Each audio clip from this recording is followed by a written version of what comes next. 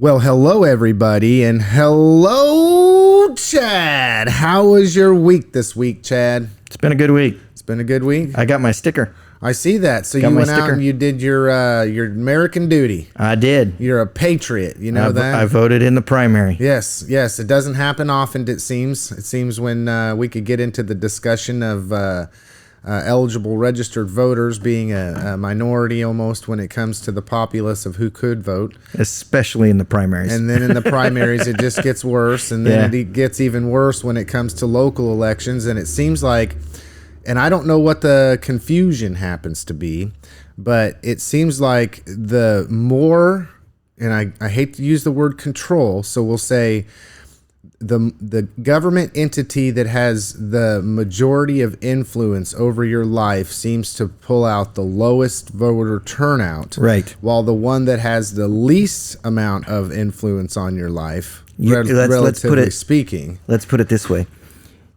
The closer that decision maker is to your front door, the more effect they have on your daily life. Agreed. And right? Yes. I mean, That's you know what? I concur. That is a good way of explaining that. That's the way I like to put it, because at the end of the day, you know, we'll come around again, probably January, February, March, somewhere in there. The phone calls to me will start kicking up. My water bill went up again. Did you report on this? Did you?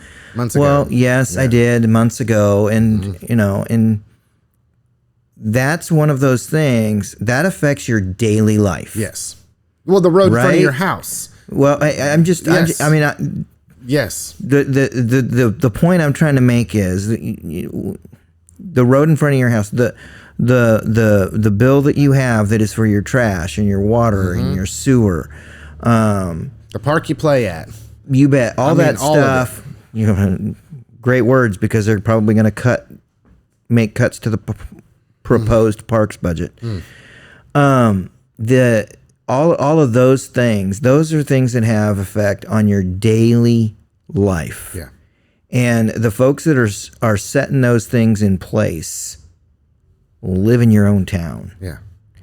And too often people don't get out to vote for those. Yeah.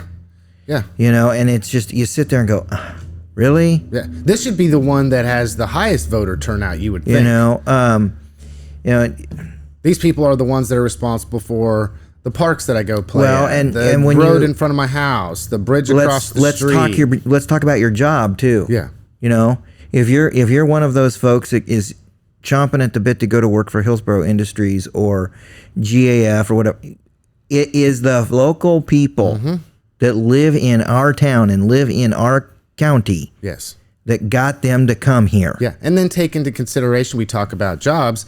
If I'm currently employed at a specific manufacturing company or a commercial industry company, whatever you want to look at, commercial property, well, if the taxes go up and it makes it disadvantageous to do business in the community, then that could very well mean your job. Right, and when you're talking about voting in a primary, okay, you're talking about voting for the people who make those things happen. Yeah. Okay. Yeah. And in this particular primary that we are having right now, the sort of furthest away from your home persons are state representatives, and there's also U.S. representatives, right? Yes. So, you know, Ron Estes was on my ballot. Yeah. Okay. Stephen Owens on my ballot. Okay. County Commission on my ballot. Yeah. Precinct people on my ballot. Precinct people are about as close to you as you're going to get. Yes. Yes. So those are the elections that we have going on, and that's what we have going on in our primary. And I didn't waste any time. I actually tried to go like when the poll opened at 8 a.m. I tried to go, but it just didn't work out on that day. So the following day, I'm one of the first voters in Harvey County. Yeah, same with me. So I'll wear that badge with pride. Well, yeah. I got it over, got it done with. It's over. Yeah, and I'm an early voter. And I have also said this for years too. And folks, please hear me. I mean, when you vote, and especially when you vote early like I do, you have put yourself in an amazing power position. And here's the power that you have, right? Lance, I've already voted. Yeah. When you knock on my door to try and convince me who to vote for in the primary, I've already voted. You can just, well, and then see you later. And that really goes for when there's somebody on the ballot you don't like. Yeah. Because if they're going to knock on your door, it is really the quickest way to get them off your porch to say, "I've already voted. I'm done." Well, and I have to say this, and I've always done this in the past, and maybe it's a fault of mine or something that I could learn through and do better at. But normally speaking, when voting starts, that's when I stop campaigning. I mean, I basically say, well, the polls are open and people can go vote. And this is the way I look at it, is if I'm here, voting's open, and I'm trying to get to your house to get you to vote, there's no way that you could have the right amount of turnaround to be able to go and investigate what it is that I'm saying, what it is I'm proposing to you I can and can't do. I mean, the window is so small that, well, you're just voting for the person that came up to your door, I suppose. So I'm not saying that's, a wrong thing to do or anything. And maybe I'm wrong in my assumption of how it works for people. But yeah, I mean, it's kind of like if I came and I knocked on your door, Chad, and it's 1 week till election day and I'm trying to convince you to vote for me. It's almost like, well, how can, I mean, I can have this conversation with you, but at what point can I go back and really look into whether or not you're somebody that I want to vote for? Yeah, and I'm a voter, and through and through. And the plain simple truth is that there needs to be a lot more people like me who can look at you and say, "I've already voted. Yeah, I've dealt with it." Yeah, and I know that there's a big camp of people out there who want to regulate our elections to paper only. By the way, I use the electronic voting, which just prints off a paper ballot. So that's what it does. I can't believe you do that, Chad. Why not? You need to use a number 2 pencil on a piece of paper, and it needs to be counted by a human being. I'll go number 2 all over your pencil. Okay. but there's no argument to be made there. I'm saying it sarcastically because it's wow, So, got that done, got it over. Never know. Mark Zuckerberg might change up your button you pushed, Chad. Well, no, they printed a paper ballot and I reviewed it, so I know it's exactly what I wanted to do. I just can't believe that. I'm so afraid. So I'm just afraid. Yeah. There's no reason to be afraid. But speaking of, but it's over and done with. Yeah, and speaking of voting early, they make it very simple to do. Yes. I much rather would just, I'm driving by the courthouse. Oh, I can go vote early. Let me go in there and vote. It takes like 5 minutes. You're in, you're out. Versus the potential of going on election day, there being something that comes up that was unforeseen, you can't make it, or it makes it much more difficult to go vote, or whatever the case may be, and then you're probably gonna have to wait in line to be able to accomplish that, or whatever the case may be. So yeah, get out and vote, people. Really, it's very important to get out and vote. For people that think that their vote doesn't matter, I'm a firm believer that they're looking at it from the national voting at a national level. Is one vote going to sway the presidential election? Boy, that made for a really funny movie here about 15 years ago. But no, that's not the way it works. Yeah. And in a lot of cases, that's not the way it works. Now, I had to learn a lesson on that, and here it is. The first election cycle that I went through when I was in Hillsborough, I almost won. I almost won a seat on the city council there. That would have cost me my job. I had no idea that you had run for office in the past, Chad. I never officially did. I just didn't officially run. Yeah. I didn't.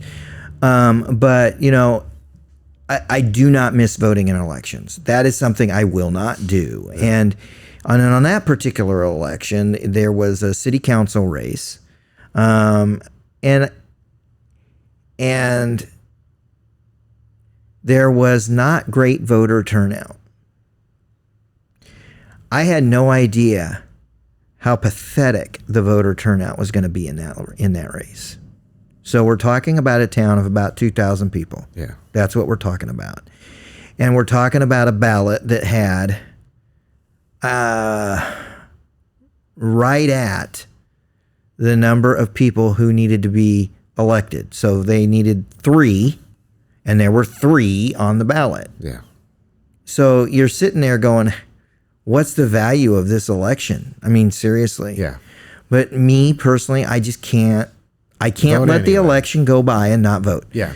So I went over to City Hall at 8 o'clock in the morning, and I voted.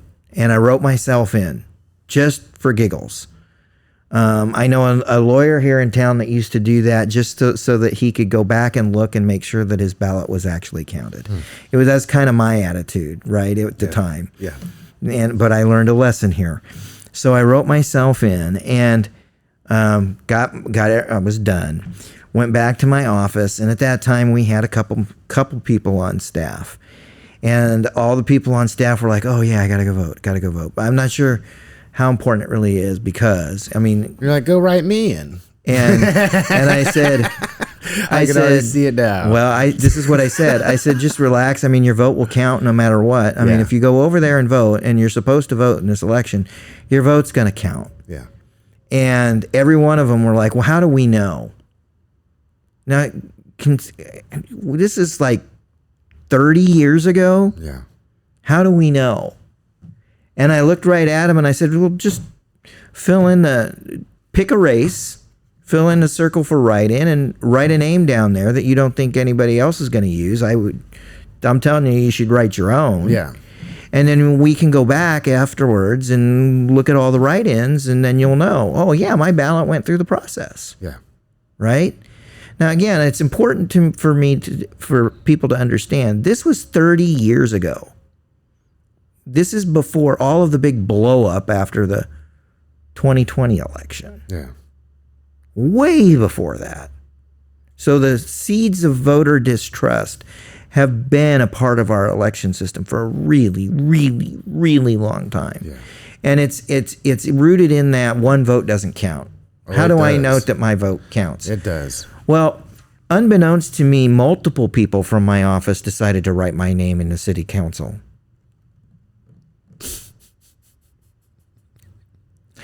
I was one vote away from being elected. Oh, my word. Because of the ridiculously low voter turnout. Yeah. Yeah. And somebody who was thinking and wanted to make a change, they could have all written that. But see, that's changed now. That's changed right. now. You have to pre-register. Declare, You have to declare and pre-register as a write-in candidate. So no more Mickey Mouses. Right. So, did I write myself into a race this time? Yes, I did. Yeah. I almost always do. It's just it's a piece of habit. Yeah. More than anything. Yeah. Is it going to count? No. Thank goodness. Yeah. Yeah. But yes. So all that's how my week started. My week started by making sure I got to the courthouse and got my vote taken care of. Yeah. And that leaves it all up to, now if all heck breaks loose on election day for me, who knows what that means, right? Already voted. I've already voted. I've done my civic duty, and I still need to figure out how to do my other civic duty, which is to watch election results be tabulated and counted and all that fun stuff. Which you can do. Yeah. Tell people this, Chad. Dude, I mean, most people are is worried about it. They have this distrust. I remember there was one person in recent history that I thought was amazing. They had so much distrust that they ran on voter distrust, really, and the election process and whether it's secure in Harvey County. And then when the opportunity came for them to go and view it, there's nothing to see here. I mean, so if I'm somebody that wants to get involved and I think that, hey, I want to see how this process works, it's open to the public. It is open to the public. You can, it'll be in the county courthouse, in the community room, which is doubled as the commission room since COVID. Yeah. And you'll be able to watch. I mean, you can watch and bring all the ballots in from the polling places. And what you're going to find out is that every poll worker goes through an audit process at the poll when they close it up, and all the boxes are sealed, and then they're brought to the courthouse, and they go through that audit process, and then the boxes are opened. Yeah. I mean, and you'll be able to watch them count the ballots. You'll be able to observe any ballot that is removed from the count and why, and you'll be able to watch that ballot be evaluated under Kansas statute for voter intent. Yeah. So what are we talking about there, right? So this is why I say I am going to go number 2 on your number 2 pencil. Right. Okay? It seems easy, but for some people it's hard. You're not supposed to circle the whole name.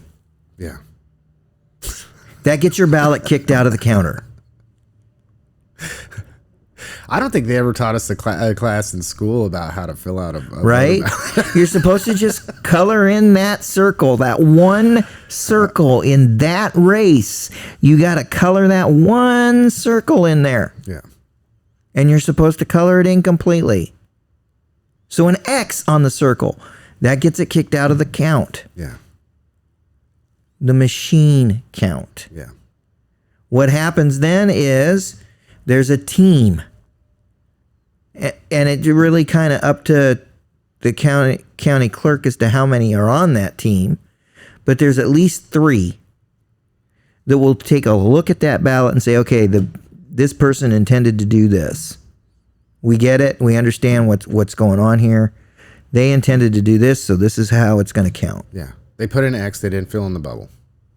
Yeah. But it's obvious they were voting for this person. So, in a Republican primary that is operating right now, Stephen Owens is unopposed. Yeah.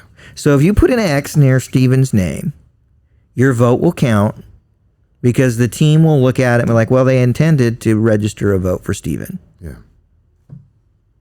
So there's his vote.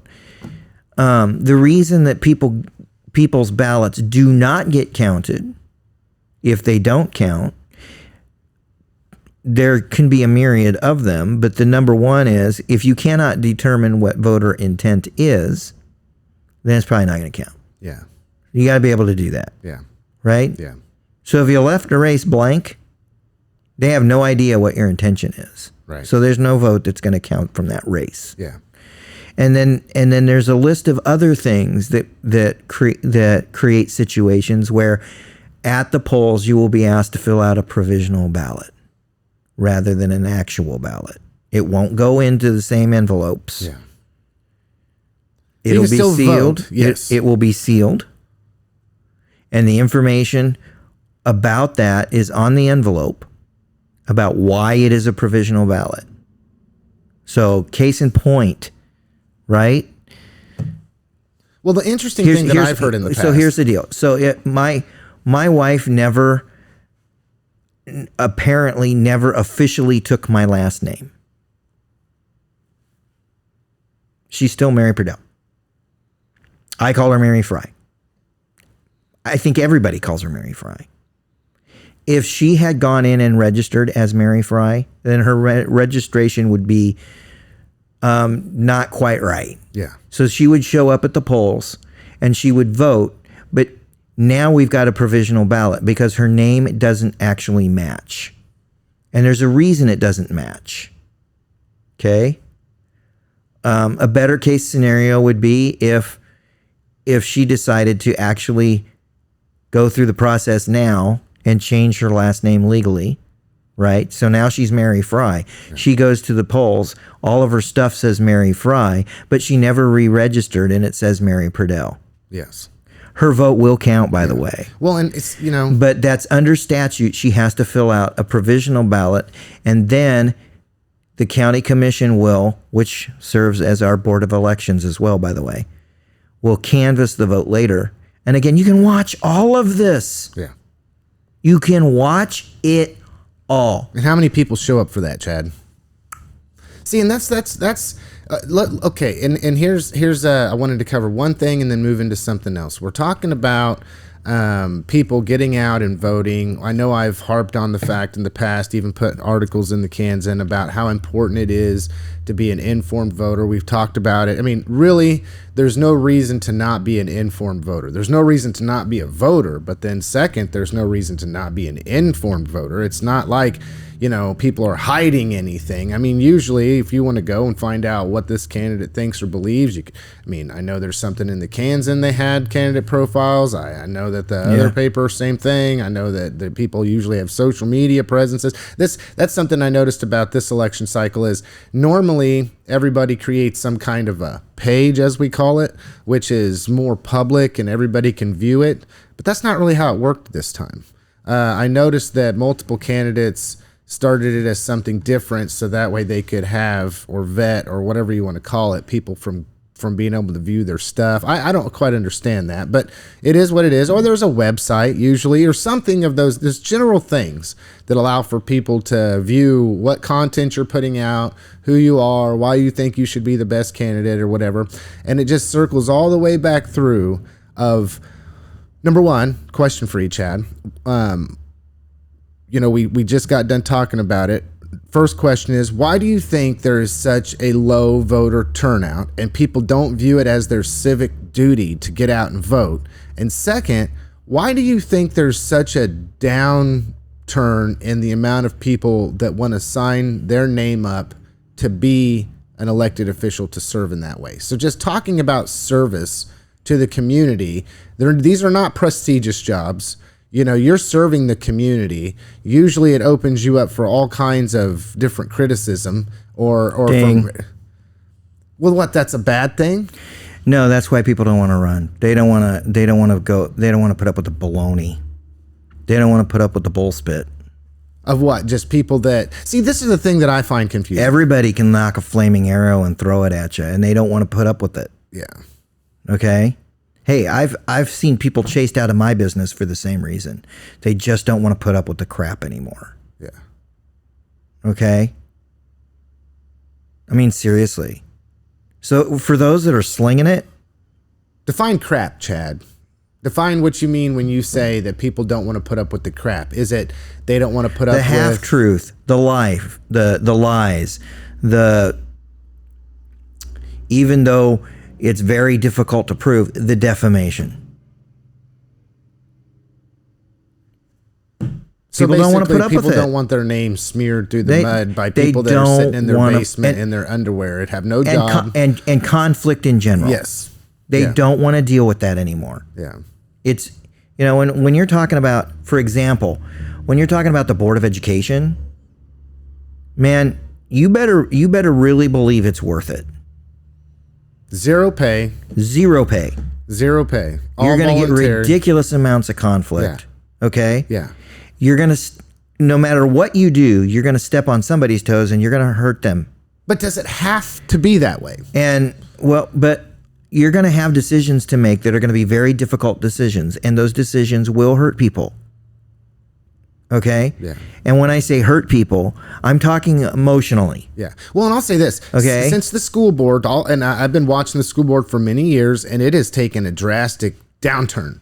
And I mean, when I say downturn, it's like we went, we were up here on a roller coaster and we went down only to find out that there was the roller coaster, rails were out and they just hit the concrete.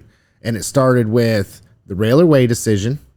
And second, it was the closure of Walton schools. And so the Board of Education is in Andy Dufresne mode.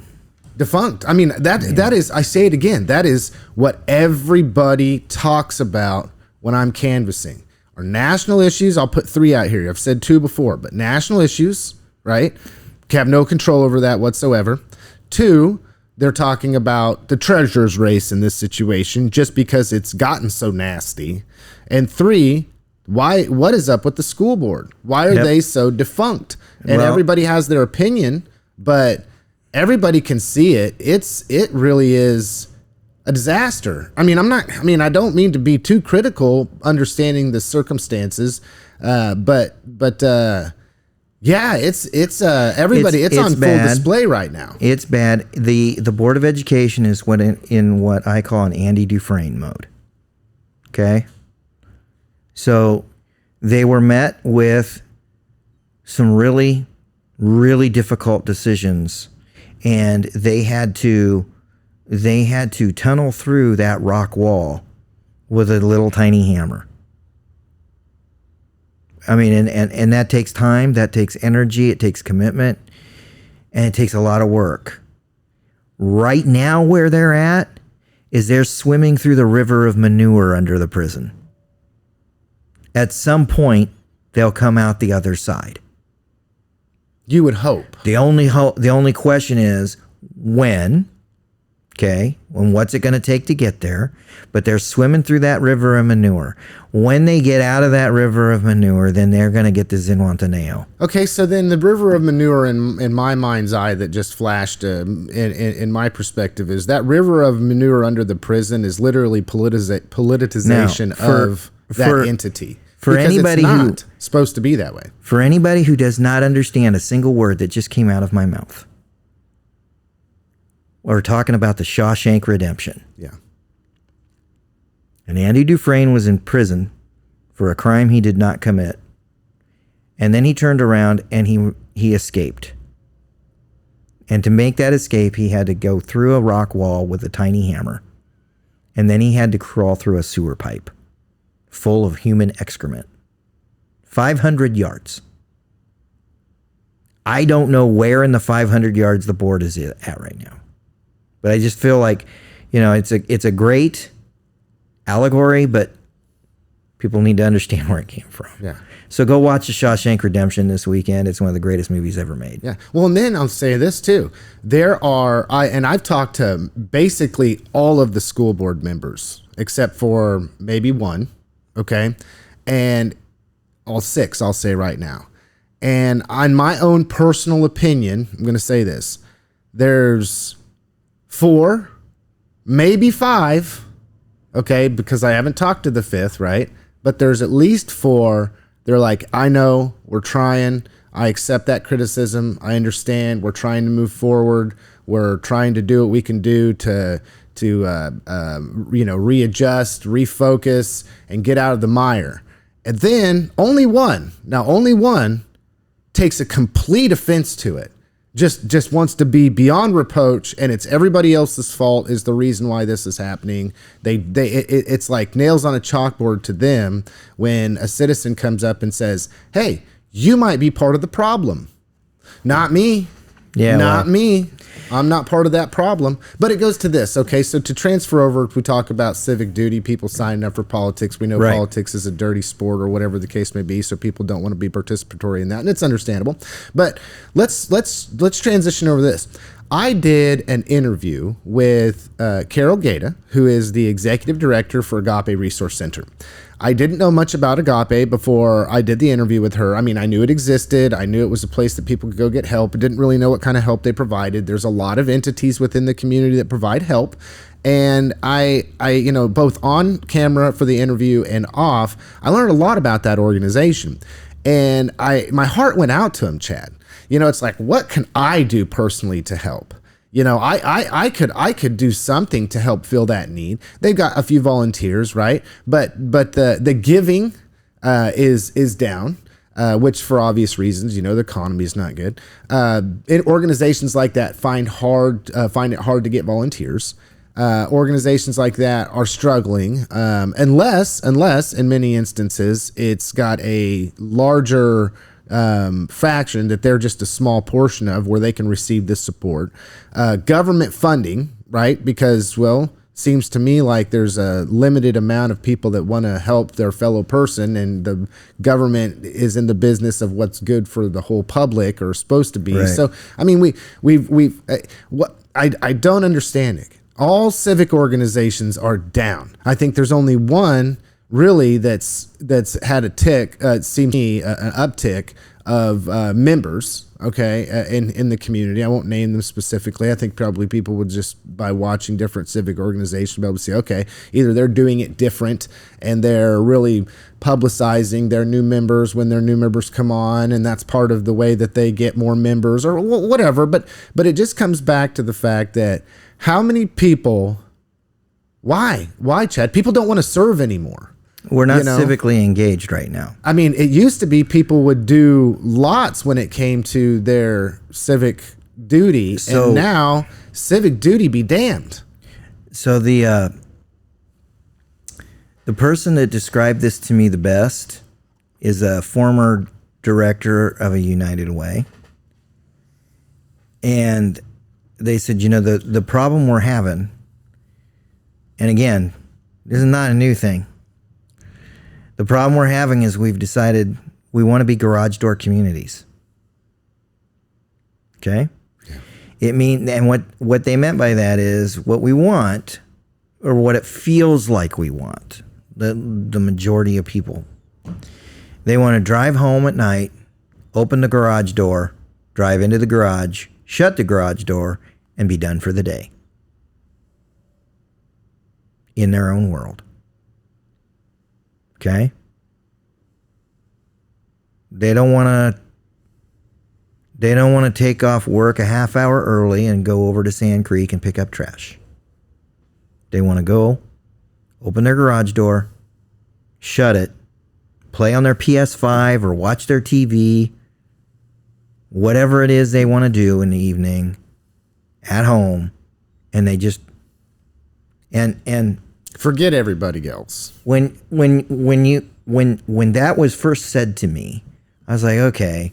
And then I started noticing the change in architecture. Okay? Sometime, if you want to understand where we're at when it comes to civic involvement, sometimes just spend some time driving around the new part of Newton, the southern part of Newton, and just look at the houses. And then once you've looked at 20 or 30 or 40, head up into some of the older parts of town. Where I live. Okay? Yeah. And I mean older parts where of town. Where I live, yes. Yes. My house, 1888. Those types of houses. Yep. Take a look at those. You're going to see some very stark differences in those homes. First thing is a front porch. I'm just going to say. Nobody builds a porch anymore. But it used to be, like on my house, it was designed for outside being. Well, yeah, that was before air conditioning. But still yet. And the neighbors would come over and you'd eat on the porch if there was a breeze. Yeah. The front porches are gone. But most importantly, just take a look at the curb. What is the most dominant feature of a home in the new portions of our community? The dominant feature? The garage. I know. It makes little sense to me. Real estate agents want to talk about curb appeal. Let me tell you something. That has no appeal to me. Yeah. But for people it does, because you can pull in, close it. You don't have to be out in and the you're weather, done. And you're done. You're out of here. Yeah.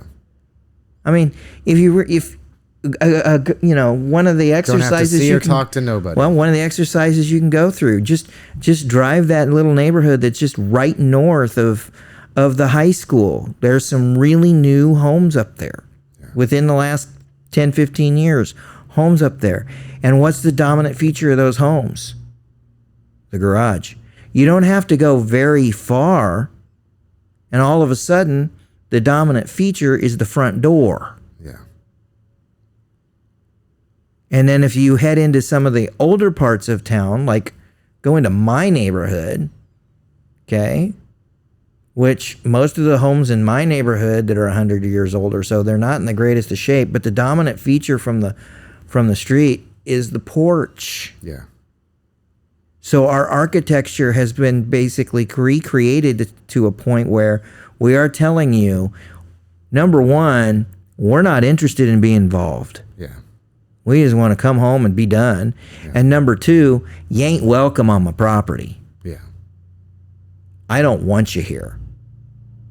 If I wanted you here, I would have built my house in such a way to welcome you. But that's not what's going on. Yeah.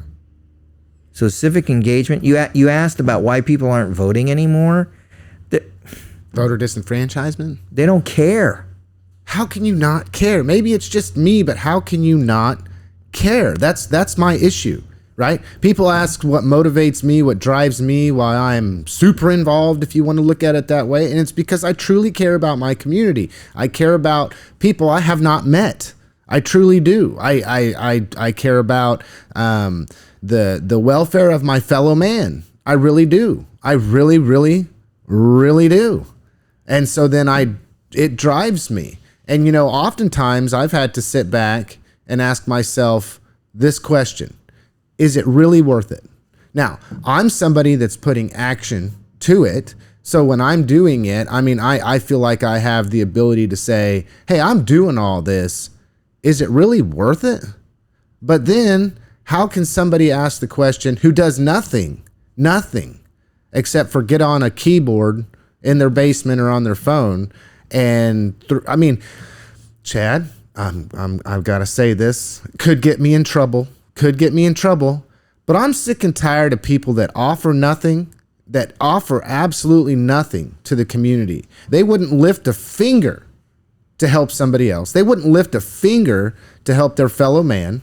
They wouldn't lift a finger to pick up trash that's on the sidewalk. Nothing. But yet, they'll sure get on Facebook and be negative Nancy's about everything. They won't do it themselves, but they'll complain that the city didn't mow the little park across the street. Yes. That's the kind of person you're talking about. That is exactly what I'm talking about. Mm-hmm. Yes, that's their responsibility, and I'm mad because they're affecting me. You're talking about the same kinds of folks. I'm going to make some rash generalizations here, but I really think I'm right. You're talking about the same kind of people that John Van Meter were talking about Tuesday night during the city commission public comment section, where he wrote down something like 40 addresses of people who didn't even mow their yard. Now, there can be a lot of reasons that you don't mow your yard. Yeah. Maybe your mower broke down, and those things, to get a decent mower now, $500 or more. Yeah, that's for a push mower, right? That's not assisted. Yeah. Right. Yeah. That's one of the new battery operateds. Yeah. 500. I'm looking at buying one of those, by the way. I really want one. So that's one reason it could get. Maybe it hasn't been mowed, or maybe it hurts yourself, so you can't get out in there and get it done by yourself, or you're of older inclination and that's not the kind of work you can do anymore, and the grandkids don't live close by, so you can't call your son and say, hey, can your 14-year-old come over? Yeah. There's all kinds of reasons. There's also, I just don't care. And straight up, I'm guilty of some of that. I've made statements in the past that just really, my wife just looking at me, what? She complains that we don't have enough grass. We don't have hardly any grass in our front yard. We got bad dirt. Yeah. And I just haven't seen the need to spend a ridiculous amount of money to try and make that dirt worthwhile so that we can grow grass in our front yard. And the reason, this is what I say it all the time. The backyard is mine. The backyard is for me and my kids. Yeah. Front yard's for all the neighbors. Right? Yeah. That's who that's for. The front yard's for Jerry Lewis down at the city. Okay? That's why the front yard gets mowed, no matter what. Because the front yard's for the city. The front yard's for the neighbors. Even though it's mostly weeds. Okay? Someday, maybe, I'll get some grass in there. But there's that attitude, right? There it is. Yeah. That's for the neighbors. So the priority is just don't tick off the neighbors. Yeah. Right? Yeah. Well, and I'll say this and too, there's others that are like, that's for the neighbors. I don't care. Well, I've been a grass guy before, and other places I haven't been a grass guy. And I'll tell you, maintaining a yard that looks pleasing with no weeds, and make sure your soil is good, and making sure that, you know, you have it cut the right way, and the whole thing. It costs money. Yeah, it's not easy. I might need to call Mike Fellows and ask him for some help. Yeah. Because, you know, yard of the year this year. Well, how many years do you think he worked on that to make it that way, Chad? I promise you, it's been years. Yeah, years and years. What did he say? I think he got married 8 years ago, 9 years ago, and that's when he got started on it. Mm-hmm. His wife had been working on it before then. Yeah. So it's been a long time. I mean, it takes a long time, and it does. Pre-emergent, it takes fertilizing it, takes watering it, takes all of the things that you need to do. Time, time and money. The very we're gonna get into the weeds. Yeah. The very first thing you got to do is you got to test your soil. Yeah. Right. You need to go see Scott Eckert over at the Research and Extension office and get your soil tested, which I did. I did that right after I moved into this house 14 years ago. And what I found out was I had really nasty dirt. I mean, it's ridiculous. It was so bad he didn't believe what he was seeing on the test results. And he actually came over and did he called it a field visit. To make sure that you were doing it right. You were picking the right dirt. I can't believe what I'm seeing here. And then when he's standing on it and he's looking at it and he goes, oh my gosh. And so what do I do, Scott? Well, I guess you can start by dumping a whole ton of sulfur on this, but I really don't know. You probably ought to just truck some stuff in. Yeah. Get some different dirt. Yeah. So, hey, if there's a dirt guy that watches the program, I could use a truckload over at my house. Horticulturalist that specializes in dirt. Yeah. I could use a truckload. Okay, and speaking of grass, and we were talking a little bit about this before the program or whatever, and maintaining nice, beautiful scenery on your home or whatever, and the USGA that just recently happened, amazing. Let's talk golf, Chad. We were talking before, and I said I was blessed enough recently to have somebody gift me. I said, I really enjoy being outside. I mean, this is beautiful. Our golf course is absolutely beautiful. It was a win for our community, the whole thing. And I really like being out here. I volunteered out there. I couldn't countless times for different things or whatever. And it's just a real, being outside, being in the sun, being, cool days. We're talking about being outside. It's not quite sitting out on your front porch, but you're going there for an outdoor activity. And I really appreciated that and enjoyed that. And I thought, never really golfed because I'm left-handed. And everybody that I knew was right-handed. So when I was younger and had the, inclination to get involved in that, I would go and be a part of it, but nobody had any golf clubs for me. And I'm so left-handed, I'm not even trying to golf right-handed. I got a place for you to shop. Yeah. So, I got them gifted to me. So somebody gifted me with a set of left-handed golf clubs and said, hey, if you're interested, I love the sport so much.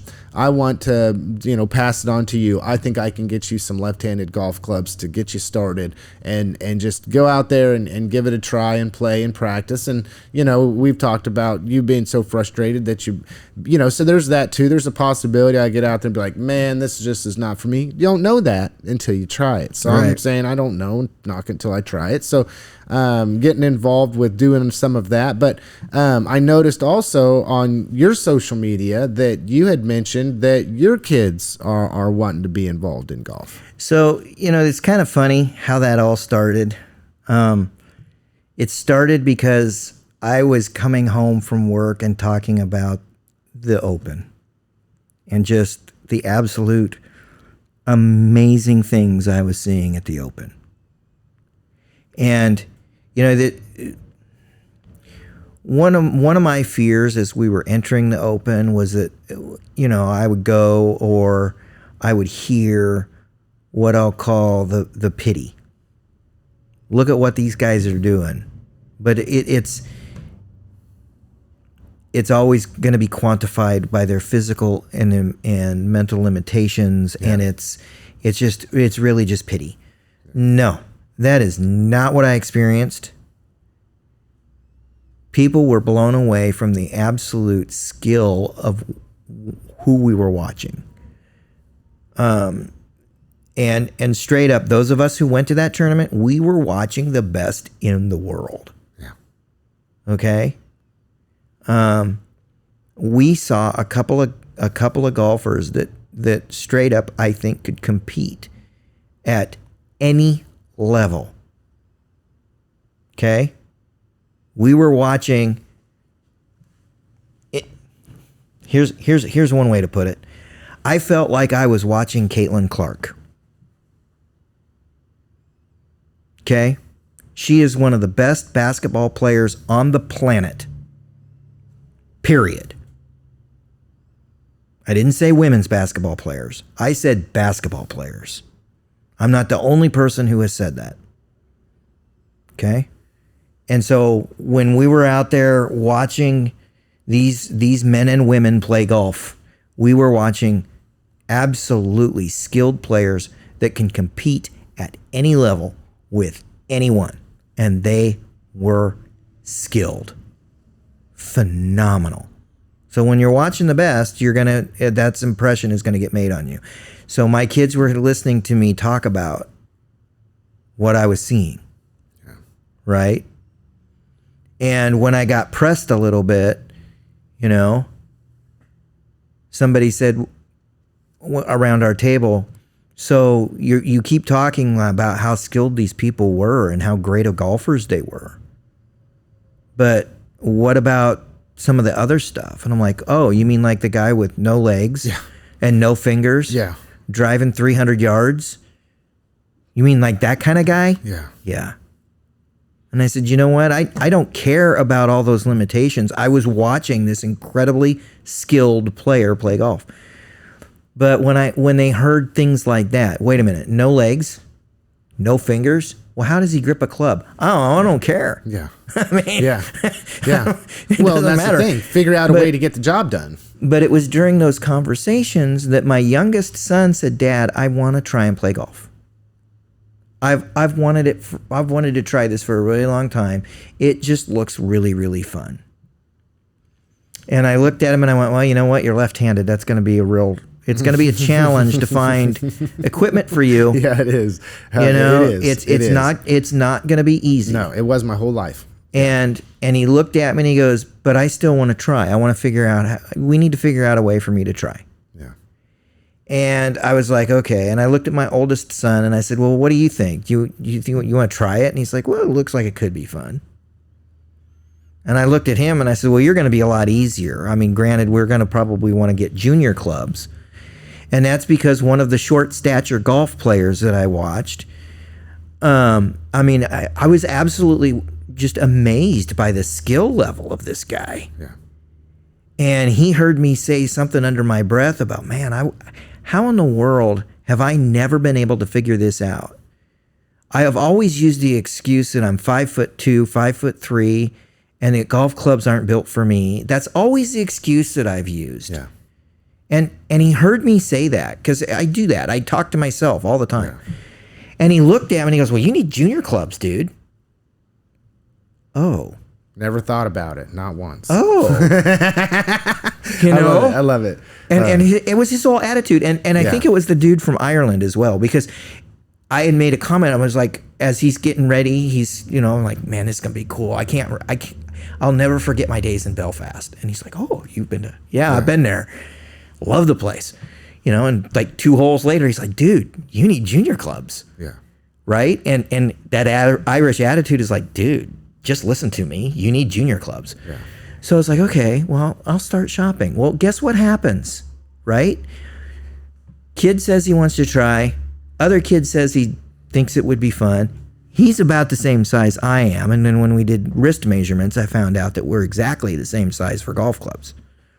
So I'm like, okay, let's just start shopping around. And I started looking up used golf clubs online and and while they're a lot cheaper, I'm still like, man, I got 3 sets to figure out. Yeah. And I walked into Goodwill and they have a container and it's marked on there, golf clubs, $1.95. Okay. And on that particular day, it was fairly full. So I pulled like 5 or 6 clubs out of there, all juniors. And I thought, maybe somebody's trying to tell me something. Right? Somebody's trying to tell me something. And then I made a little time in my schedule, and I went into the etc. shop, and they don't have them marked that way. They put tags on everything. $1, $3, $5. Yeah. And when I walked in on that particular day, again, it was pretty full. And I grabbed a couple of right-handed irons, and I'm like looking at these irons, going, there's some. They look okay, and they got graphite shafts on them, but I don't know. And then I realized I was staring at left-handed clubs. And then something was really telling you something. And I'm like, dude, if I'm serious about doing something here, I think I could collect enough stuff over the course of time that we might be able to just go to a driving range and hit balls. Yep. And when you're looking for something to do with your kids. Right? Yeah. Because when you're looking for just wanting to go to the driving range to hit balls, what do you need? You need a driver. You need a driver. Maybe if you get a putter, you can use the practice greens. Yeah. Maybe a couple of irons just so that you can hit irons and start figuring out how all this works, right? That's kind of what my attitude was. And before I knew it, I had everything we needed to just go to a driving range. And that was going to mean sharing equipment, but we had everything we needed to go to a driving range. The next thing I know, I'm pulling a cart a cart with some clubs in it around Pine Edge Golf Course in Gossel, Kansas. And my sons absolutely fell in love with the game. They have fallen in love with the game so much that my soon-to-be freshman told me he's not sure he wants to go out for track in the spring. He thinks he might want to try for the golf team. And learn and just grow. I'm like, okay, man. Yeah. And in my search, I found a dude over in Hutchinson that sometimes there's not nice ways to put it, but in his quest to collect golf clubs for his grandkids before they were born, because he wants his grandkids to play with him. Yep. He turned into a golf club hoarder. His backyard is full. His shed in his backyard is full. There ain't space for nothing else. And recently he just started posting to Facebook Marketplace. If you need golf clubs, I probably have what you need. And I found one of his Marketplace posts that said, youth left-handed. Right where you need to be. $70. Yeah. Full set. $70. I'm like, oh, I better go check this out. Because I still got a little birthday money sitting in my drawer, and that's not what it's intended for. It's my parents give me that money so I can go out and have fun. Yeah. And I almost never use it. But at the same time, Chad, going out with your kids and learning something new is fun. I went and saw the guy and got a really almost brand new. I mean, it's been used, but kids outgrow stuff fast, right? So it looks and feels pretty much brand new. Full on starter left-handed set for my younger son. He's the tough one because he's left-handed and he's really, really short right now. He has not had a growth spurt to the point that he's almost crying most nights because he feels so short. I mean, and I get it, man. I've been there. Do you tell him, Chad, well, genetically, you're probably not going to be the tallest guy, you know? Your dad's about 5'4", your mom's 5 foot. Not sure you're going to really do much. But you're not going to basketball. And then when I was down there, he's like, dude, you need to get some stuff for your own bag too. And I'm like, okay, because he's hearing me say, I'm going to pick up some. I'd love to pick up some stuff for my older son. He's 14 and he's about my size, so it shouldn't be hard to figure out sizing on clubs with him and yada yada yada. And he's wheeling and dealing. Yeah. He's like, oh, I'll give you this set of irons for $20. Yeah. And I'm like, well, how much did they cost you? Oh, I have no idea. Don't care. I'll give those to you for $20. And if you want that Junior Strides driver that's sitting right there, I'll give you that for free. What planet you on, right? Yeah. And then it's like, oh, do you need a bag for your older son? I'll give you this one for free. It's got a broken handle on it, but I'm sure you've got some ingenuity in it. You can probably figure out how to fix it. Well, I've already figured out how to fix it. I just need to line this stuff up to do it. Yeah. And I was just like, so the photo that you saw on my Facebook, all the stuff that you saw in there, and that's all of it, cost me about $90. Yeah. And that is almost 2 full sets of golf clubs. Now, granted, these aren't Callaways. Oh. They're not name brands. They're learning clubs. But they're learning clubs. They're learning clubs. Go get your skill before you sink $1,200 into something. Yeah. That's like when the person that, and it was Rod, gave me the golf clubs. He said, here, just, use them.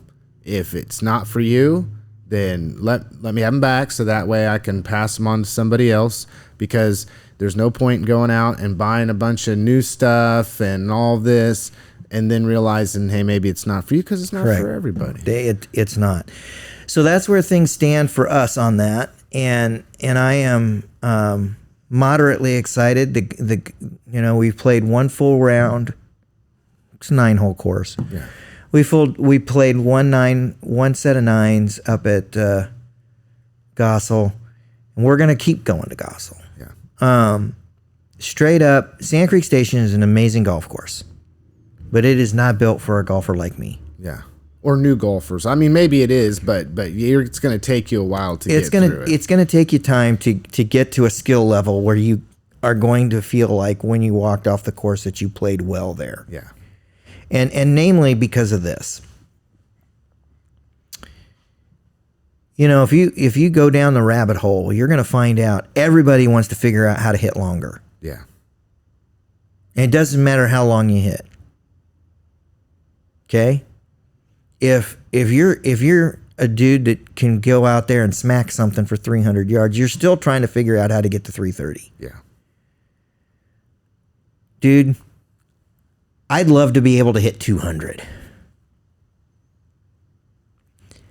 And when you're talking about a 4'4" kid thinking that he's going to hit 300, that ain't going to happen. Yeah. So Sand Creek Station is not a place for those folks. And it's also not a place for us budgetarily. Okay, you want to play the best, you're going to have to pay to play the best. All right? That said, Pine Edge is an amazing golf course.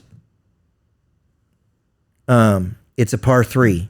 It's ridiculously short, which plays right into what I need at this point in my career and at this point in my son's careers. Okay? Anybody with any golf experience probably won't pull a driver out of the bag but once on that course. You're going to play that entire course with your irons. It's all about placement. It's about accuracy. And it's also about budget, because all three of us, me and both of my sons, can go play up there all day for the price of one round over at Sand Creek Station.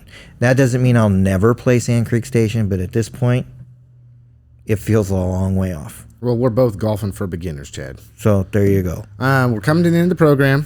I want to give you the last word, and before I do that, I want to take my last word, and it's summer's coming to an end. Kids are about ready to go back to school.